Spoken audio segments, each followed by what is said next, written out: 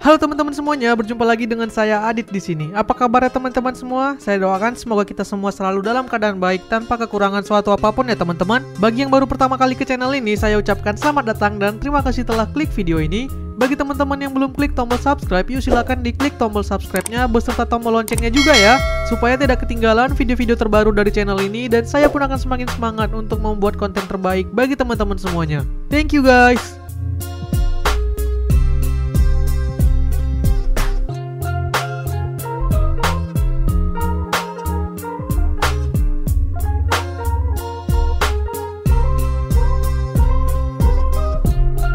Pada bulan April kemarin, Vivo secara resmi memasukkan smartphone mereka yang bernama iQOO untuk kedua kalinya ke Indonesia. Dan kali ini segmen yang disasar adalah kelas mid-range. Kehadiran iQOO ini semakin meramaikan pasar kelas ini di Indonesia ya, dan bahkan membuat persaingan semakin sengit. Karena iQOO ini ternyata membawa spesifikasi yang bisa membuat brand lain ketar-ketir. Saat ini ia adalah iQOO termurah yang bisa kita dapatkan secara resmi di pasar Indonesia. Dan dia bernama Z7X 5G atau dalam bahasa Indonesia bisa kita sebut dengan Z7X 5G ya. Biar lebih memudahkan penyebutannya, nanti di video ini mungkin kita sebutnya Z7X saja. Dan hingga video ini dibuat, ia baru tersedia di marketplace. Lantas dengan harga 3 juta tersebut, apa sajakah yang akan kita dapatkan dari si iQOO Z7X 5G ini? Apa saja kelebihan dan kekurangannya, dan apakah ia cocok untuk memenuhi kebutuhan teman-teman? Untuk mengetahui jawabannya, mari kita bahas kelebihan dan kekurangan dari smartphone ini. So, simak sampai habis videonya ya teman-teman. Oke, kita mulai dari kelebihan-kelebihannya dulu. Kelebihan yang pertama, menggunakan chipset Snapdragon 695 dengan performa yang ngebut. Saat ini smartphone dengan Snapdragon 695 di Indonesia memang harganya masih di atas 3 jutaan. Dan Z7X ini juga sudah menggunakan chipset tersebut. Cuman kalau kita lihat dari pesaingnya yang lain, dia ini termasuk yang paling murah karena dijual dengan harga cuma 3 juta kecil. Snapdragon 695 yang dipakainya ini tentu bukan chipset yang bisa dianggap remeh. Saat di benchmark dengan Antutu, skornya tembus 400 ribuan. Untuk performa, saya akui smartphone ini memang sangat memuaskan. Selama saya coba untuk dipakai harian, performanya sangat smooth dan stabil. Scrolling lancar tanpa ada masalah, buka tutup aplikasi juga terasa sat-set aja. Dipakai untuk ngegame juga sama ya, semua game berat bisa dijalankan tanpa ada kendala di smartphone ini. Kalau teman-teman nyari smartphone dengan performa terbaik di harga segini, saya merekomendasikan smartphone ini. Kalau hanya untuk pemakaian casual harian, ini performanya udah lebih dari cukup. Kelebihan yang kedua, charger cepat berdaya 80 watt.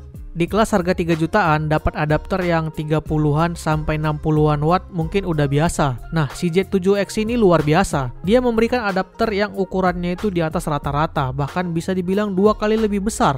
Bukan 60-an watt tapi 80 watt.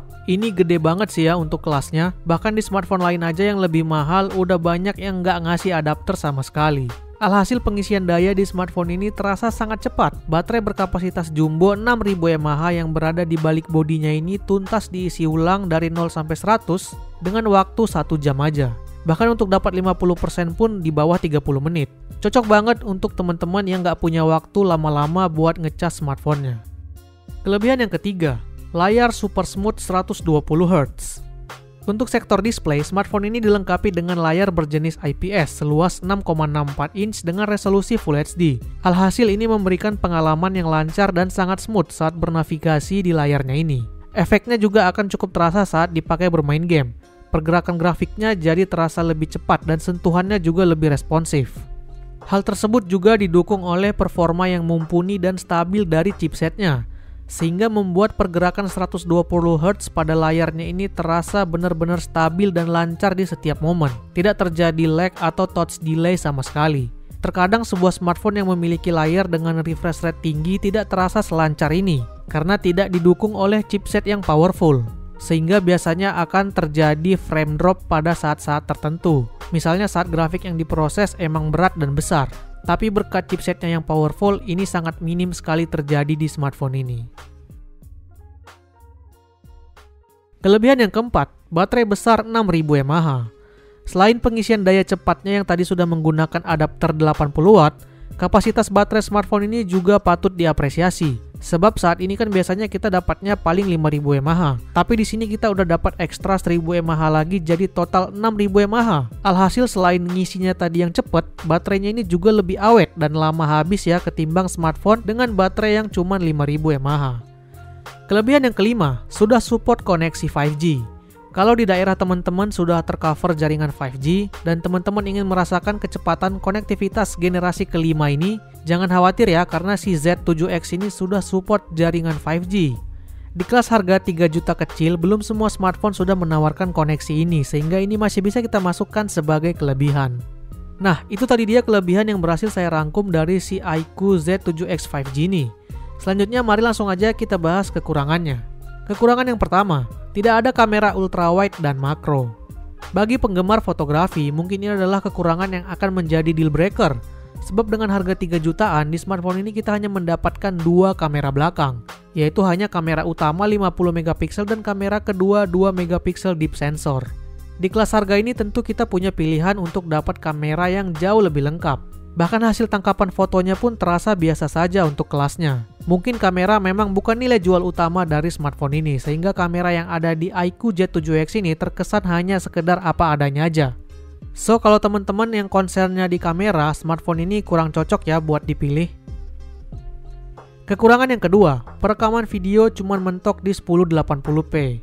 Kekurangan berikutnya ini masih datang dari hal yang berkaitan dengan kamera, yaitu di sisi videografi. Walau chipset yang dipakai sudah cukup gahar dan resolusi kamera sudah 50 megapiksel, namun sayang kamera ini hanya mampu merekam video dengan resolusi 1080p 60 fps saja. Untuk sekarang di kelas 3 jutaan ini terasa biasa banget ya, karena di kelas 2 jutaan pun kita udah bisa mendapatkan smartphone yang bisa merekam dengan resolusi di atas itu. Jadi kalau teman-teman juga di sini butuhnya perekaman video yang maksimal di kelas harga 3 juta, sayangnya si Z7X ini belum bisa menawarkannya. Kekurangan yang ketiga, belum ada IP rating. Saat menggunakan si iQOO Z7X ini kita harus lebih berhati-hati. Jangan sampai terkena cipratan air seperti hujan misalnya. Sebab ia belum mendapatkan sertifikasi apapun sehingga tidak ada jaminan ia akan baik-baik saja.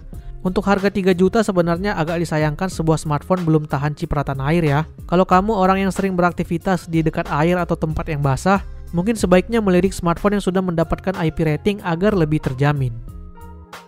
Kekurangan yang keempat, layar masih IPS dan belum dilapis Gorilla Glass. Untuk kelas 3 jutaan rasanya tidak berlebihan kalau panel yang digunakan sudah berjenis AMOLED. Untuk saat ini layar AMOLED bukan barang mahal lagi ya, karena sudah banyak diterapkan juga di smartphone 2 jutaan. AMOLED justru lebih baik karena punya warna yang lebih bagus, kecerahan yang lebih tinggi, dan ada fitur yang nggak dimiliki oleh IPS seperti Always On Display. Kemudian untuk proteksi layarnya juga sayangnya belum dilapis Gorilla Glass sehingga lebih rentan untuk tergores ataupun retak. Walau ada beberapa sumber juga yang mengatakan ini sudah pakai Panda Glass. Tapi setahu saya itu kualitasnya masih di bawah Gorilla Glass. Nah, itu tadi dia kelebihan dan kekurangan yang berhasil saya rangkum dari si iQOO Z7X ini.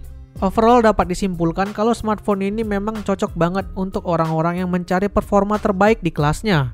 Performa di sini tidak hanya sekedar performa dari chipsetnya, tetapi juga performa di sektor lain, seperti performa charger di mana sudah menggunakan adapter 80 watt yang ngebut, performa baterai karena sudah berkapasitas 6000 mAh yang besar dan awet, dan juga performa layar berkat refresh rate 120Hz yang sangat smooth dan responsif untuk dipakai bernavigasi. Namun sayang, untuk mendapatkan semua itu di kelas harga ini ada hal yang memang dikorbankan, dan yang paling terasa adalah di sektor kamera. Kamera smartphone ini untuk kelas 3 juta terasa sangat biasa aja, sebab dia cuma punya 2 lensa, di mana smartphone 1 jutaan pun banyak yang sudah 3 bahkan 4 lensa. Resolusinya juga cuma 50 megapiksel dan lagi-lagi ini juga sudah banyak diterapkan di smartphone 1 jutaan. Jadi memang di sisi kamera saya tidak mendapatkan hal yang istimewa dari smartphone ini. So gimana? Apakah yang ditawarkan smartphone ini sesuai dengan kebutuhan teman-teman? Silahkan komen di bawah ya. Kalau teman-teman ada yang sudah pakai smartphone ini dan menemukan kekurangan atau kelebihan lain, boleh ditambahkan di komentar ya. Oke deh, saya rasa sekian dulu video kita kali ini. Semoga video ini bermanfaat buat teman-teman semuanya.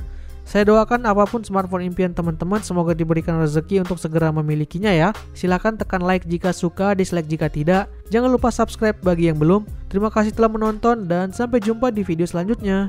Bye-bye.